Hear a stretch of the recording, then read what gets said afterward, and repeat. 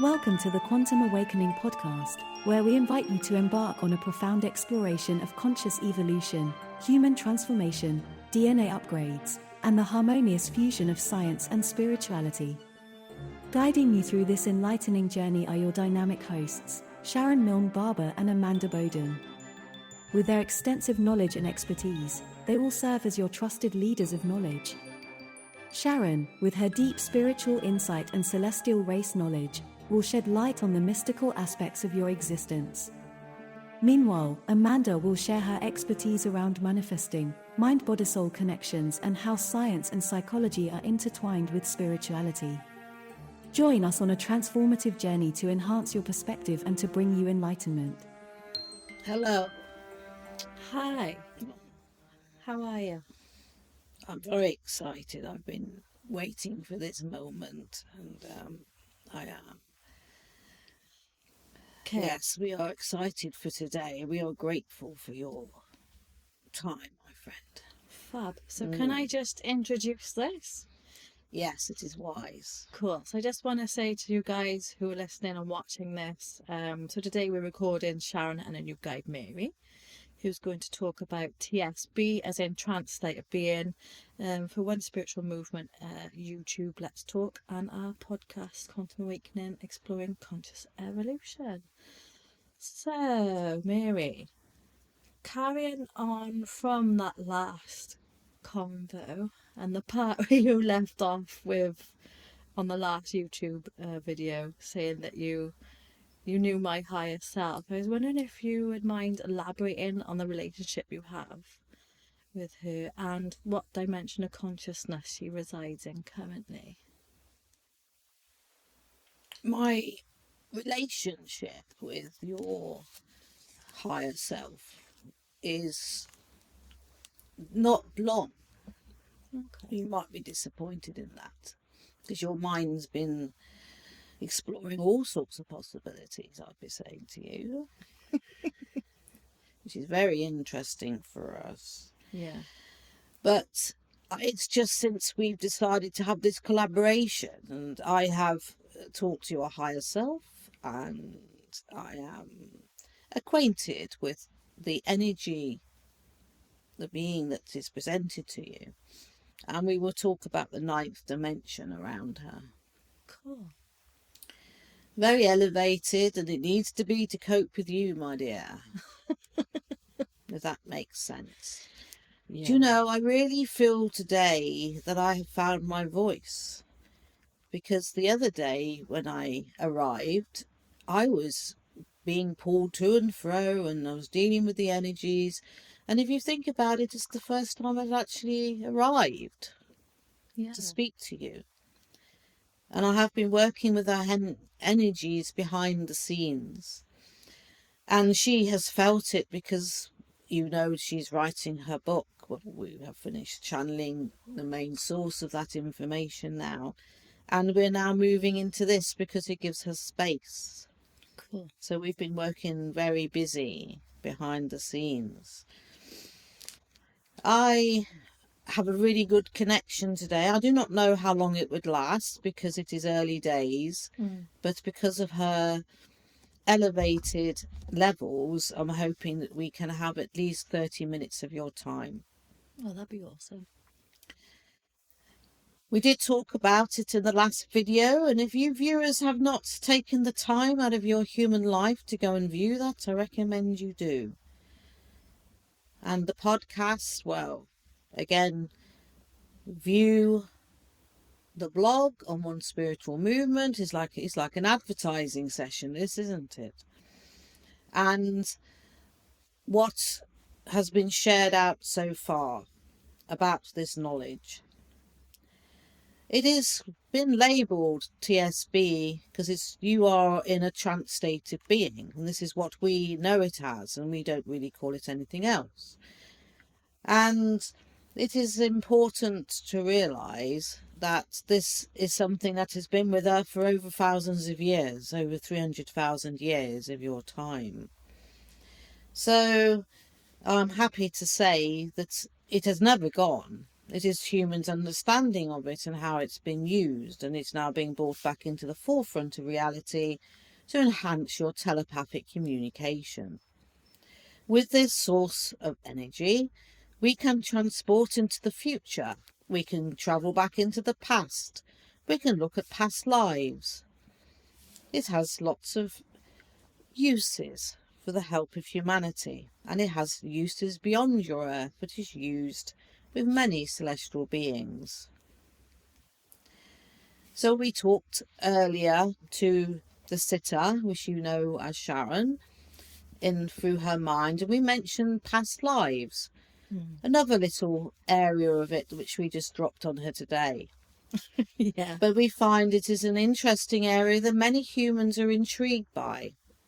Now there's those amongst you humans, and I will give all sides of the coin because I only think it's fair to the listeners to have it. Cool. There's some of you that believe there aren't past lives. They are guides.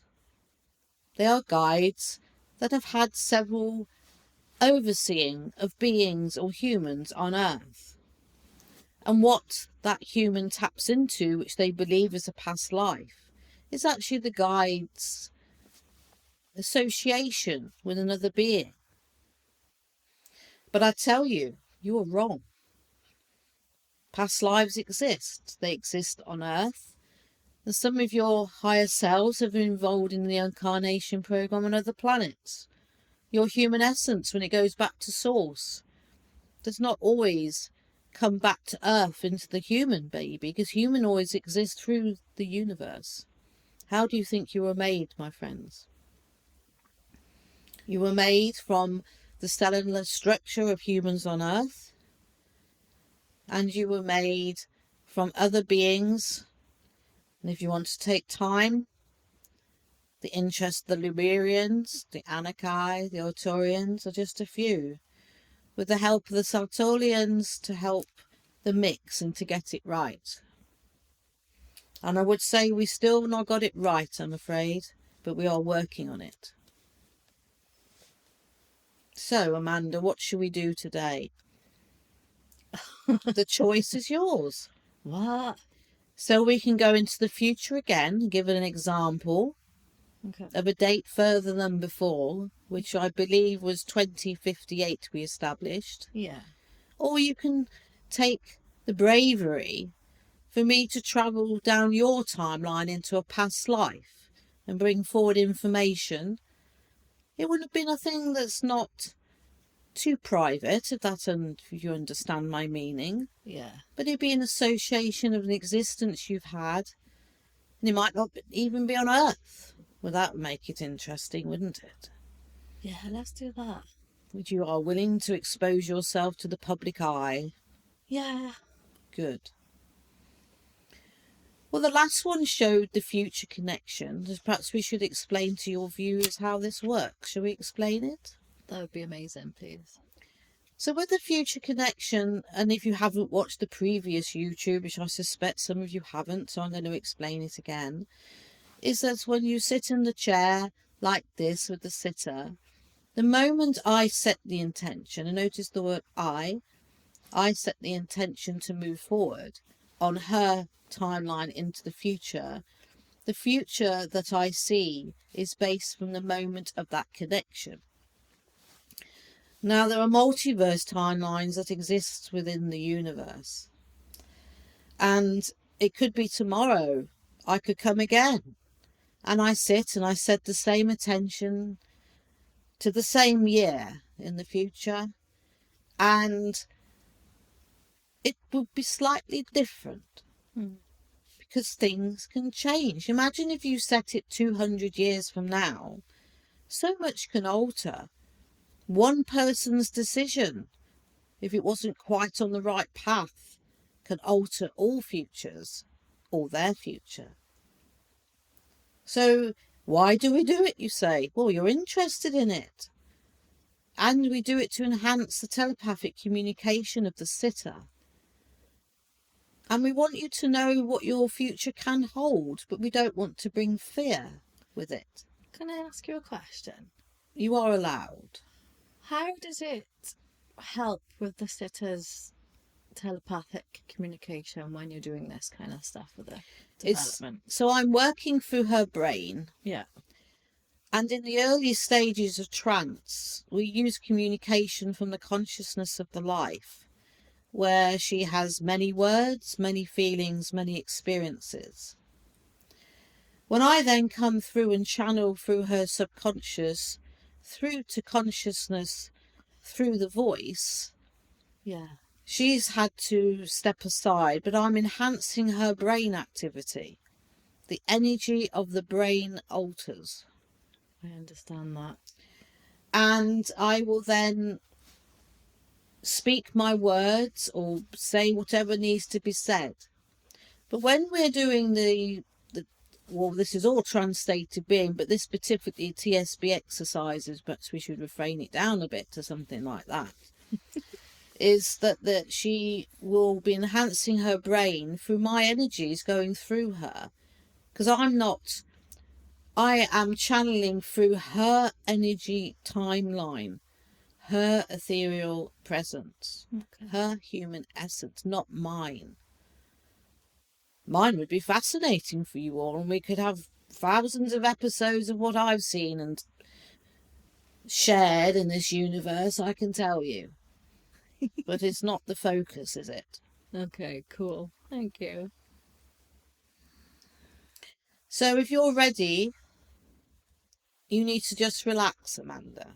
You don't have to shut your eyes, because you will not really be aware that I'm going down your timeline, but you might get a slight shift of energy. You might get to tingling or sense some sensations. Yeah. But do not speak them now.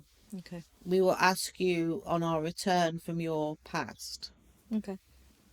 So I am going to go now from this moment of existence back into your past.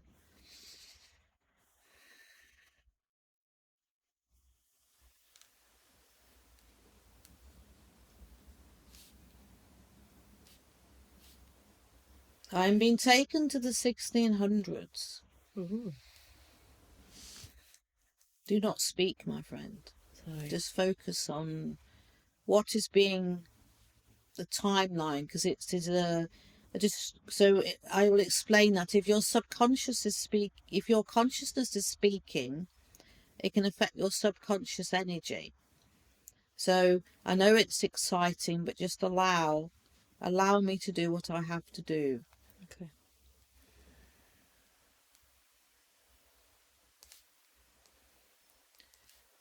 I travel back to the 1600s, and it is a village. The village is not in what you'd understand as your England. It is in an area of France, a province, very near to the area of Spain, you'd understand. You come from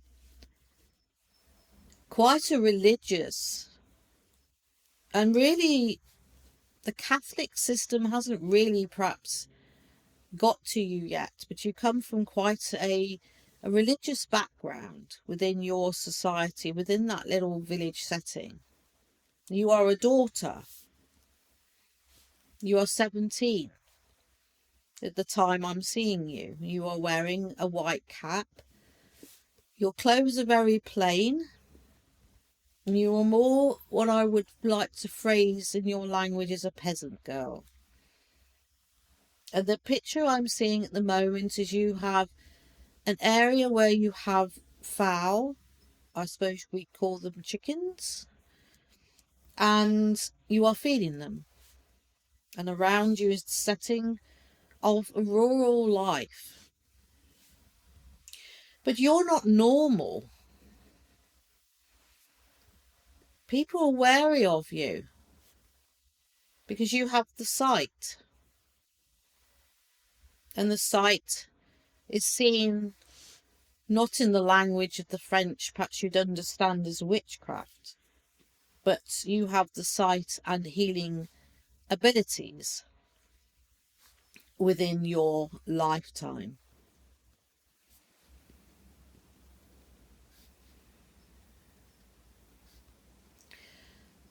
at the moment of where I am connecting, there is an innocence to you. You have yet to know men in your life, so there is an innocence around you. And yet you seek to leave your village. You wish to leave and go further afield. But that is not what your life is about. But you are a healer, and you grow what you'd understand as herbs, but they're more wild. You go seeking wild and mushrooms and toadstools, and you know about these type of substances that can heal humans. You are ridiculed by others. You have a limp. You are not seen as a prospect for marriage, even though you are not an ugly woman. So you are isolated, and your family is your grandmother, who is still alive in this setting, understands you, but others don't. And it's because she also has the sight. Do you know it quite often runs in families? We don't answer that, so I'm stating that for the observers. And then, what are you there to learn in your life is where I'm next going to explore. You have come to bring light to others, and because you have a disability which you were born with, so one of your legs is slightly shorter than the other, it has made you apart from your normal sisters and brothers and peers of that age. And you had a sight from the early age, so they always thought you were strange and unusual. It wasn't to the extent of you brewing concoctions and me turning people into frogs and anything like that. But you could see things coming, and you sensed the right and the wrong in people, and the healing comes from your grandmother with the healing herbs and nature's flora that can heal others. She did not have long on this world after this time period. I can see that she is frail, and from what I see, she is near her death. You knew this as a 17-year-old, and you had fear around this. And your life was deliberately so you could be different, because it was to teach others, and some which learnt from your life. I'm not going beyond the 17 years with this, but I'm trying to find out what your purpose was on earth, which is not being shown to me at the moment, but I am digging a bit deeper.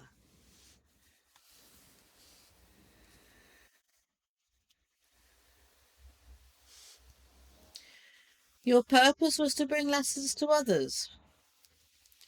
Your purpose was to show them, a bit like now in the modern age when children are born with disabilities or Down syndrome. They are highly ascended souls. Higher selves are very highly ascended, and they've had many journeys with the life of the human essence, and you are the same. You are there to see that a woman that is thought to be crippled can be kind and can help others. It also went a little bit against some religious beliefs, so you were there to bring change in thought patterns as well. Even though it isolated you and you became a victim of many shunts and jokes, you were existing in the higher good. And that is how you managed to survive the life that you led there.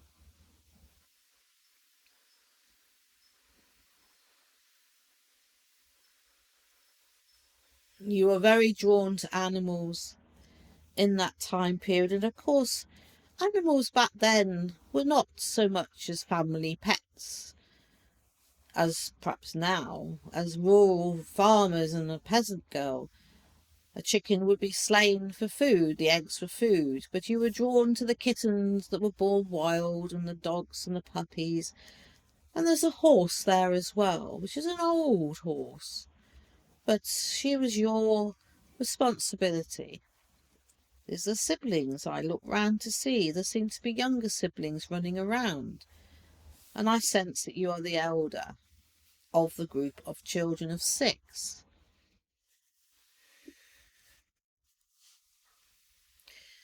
I'm given the name Teresa for you. I was just checking because the Teresa saint is known, but I wish to check the name, and it's been given for your name that you were then. And the name Lamont seems to be a surname. Lamont, how do you spell that? Lymont. You would have to check that with the French spelling. That is what I've been given. Lamont. And at this stage, your mother and father are still alive? Oh, we have a drinker in the house. He was a drinker. Did not help things, I do believe. And he used to stare at you and think, how did we produce this one? Yes, so your life then, at this timeline I'm looking in on, was a life for you of struggle, and yet you brought questions into that time of thinking.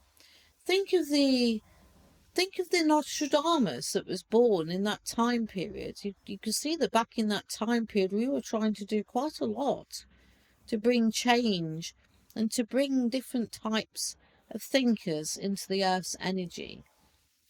So you were an elevated star child back then to bring change, to make it simple for you. So I'm going to pull back now. Ah, you have a question. Sorry, ask me the question. I do? Yes, well, don't you want to ask about your past life? There's 2. Is that okay? Yes. So currently I still have an issue with my right leg, and I've said to my chiropractor like on one leg longer than the other, but she currently believes that it's my hips outplacement, and the isolation part is still playing a part at the minute in my life. Isn't that interesting? Yeah. So we will pull forward the energy from that past life for you. Okay. And these all sit within your DNA. Do you understand that? Yeah. So human essence, your DNA. And we are pulling this energy forward, and we're going to heal that energy from that physical form in the past, because we don't want any of that to come forward. And I want you to imagine your body, and I want you to focus on the area where you feel that you have one leg shorter or longer than the other, where you always focus on when you think about it. You have that focus? Yeah. And I want you now to set the intention for us to take away that energy that doesn't serve you anymore. Your guides are doing it at the moment. I'm not doing it. Cool. And what is the second? So I've always been curious around where the part in my family, because I know things get passed down through subconsciously patterns and things. Yes. Especially around where the alcoholism has come in from. Is that the starting point of it? You had alcoholism in your past.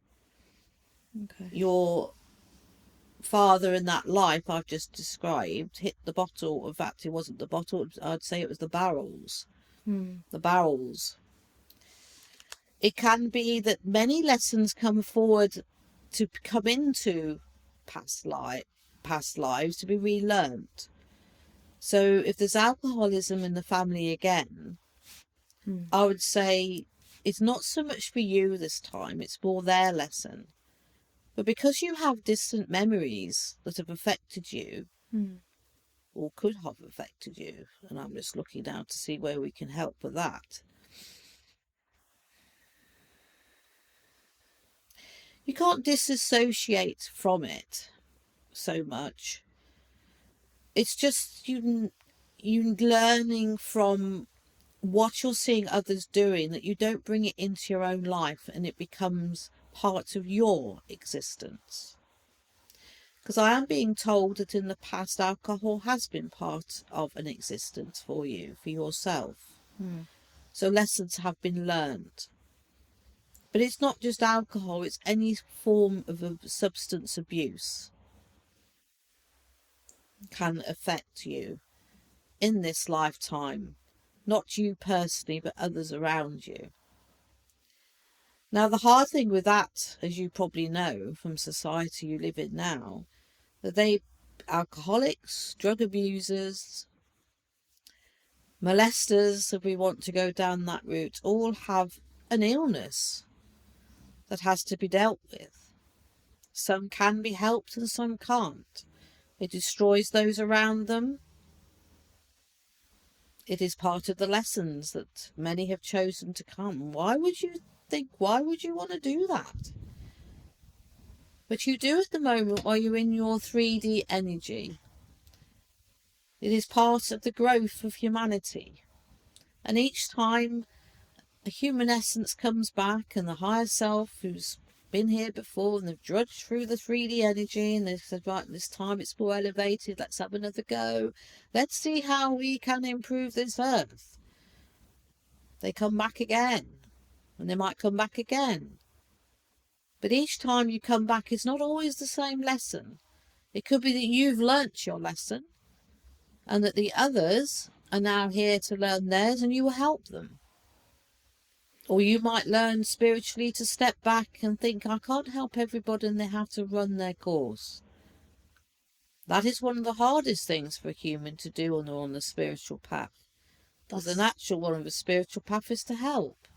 That's what I can see happening right now, and it feels weird. You just have to understand what I've said. Yeah. Listen back and understand that you cannot help everyone. You can love them, but you can't always help them. Yeah. So I would send them healing every day around the situation they're in and ask for guidance to be brought to them. Now, the contradiction of that, it might be they have to go through worse yet to see the light, or it might be they'll never leave this earth plane within that light. They will leave in the state they are in at the moment. That I cannot answer for you at this moment in time. Because quite often you set your plans that you will have that spiritual enlightenment, but sometimes it's not achieved. And that is why some choose to come back, and so others might say, you know, I really have had enough of this run on earth. Let's have a change. I'm not really gaining anything out of this. I myself, my beautiful essence, ethereal body of light, now wishes to have a change.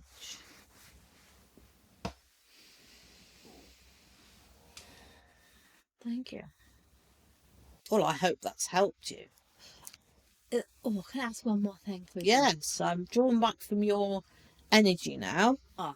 But I have enough to know answers. This is not for me, this is for the people that are watching more so. Could you elaborate more a little around what an elevated star seed is, please, or star child?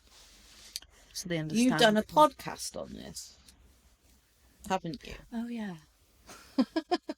But I was not meaning to criticise you, but the podcast has information in there. But the simplified version, so I can answer you in the simple terms, is that, how should we word this one? You are all from the celestial energies. You are all celestial beings.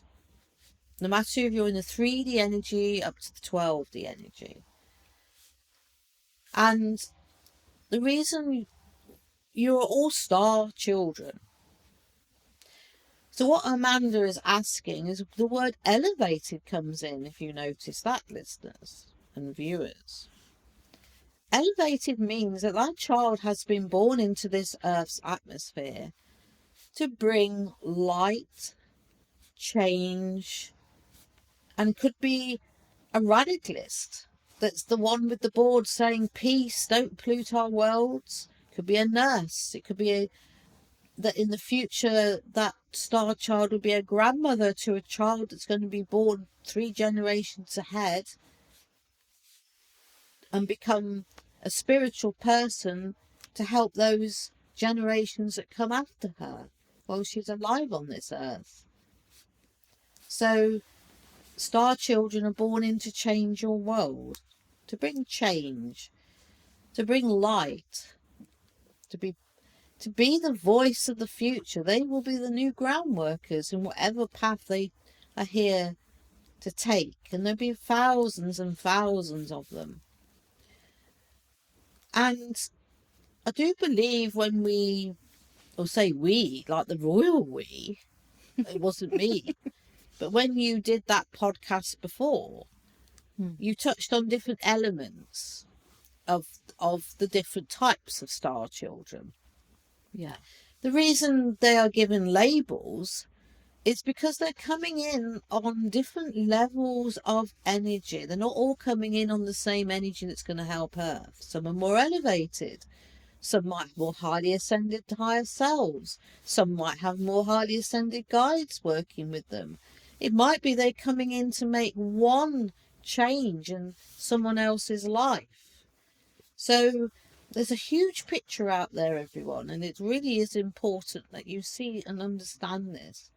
So when you're working like Amanda and Sharon do, they have moments and they think, oh my God, why am I doing this? What's the point? We don't seem to be making a lot of change. You are making huge change. Look at the people that listen to your work, that you, Amanda, have had through you, who've given readings to, you talk to in your workplace. Do you see what I mean? Your, what's it called? Networking. So every time you talk or make a change, this will make a change. It won't be everybody's cup of tea, and they might go, oh, here's the loonies again. And there'll be others going, oh, this resonates with me. This is me. Oh, thank God I found this pair to listen to their podcast or their videos. Do you see? Cool. So I think it might be time to go now. Yeah. Yes. Thank you. Well, I hope you enjoyed. I'm so glad I found my voice. And I feel the link is so strong. There's clapping behind me. John is elevated. And we're all very happy. Cool. John's funny. Well, if you're with him day in and day out, you might not think that. Is he bossy? No, he's the wisest among many of us. And we're silly to never listen to him. But I'm elevated. I'm in his level. But we all have our own strengths, like humans do. Yeah. We all have our own strengths. And John is an organiser in our understanding. You understand him as John. But his name is Bakut. That is how we call him. But we also have, I'm just not shutting up today. I'm sorry, guys. I will be with you in a minute. But I just like to talk. If I find my voice, I'm going to speak it.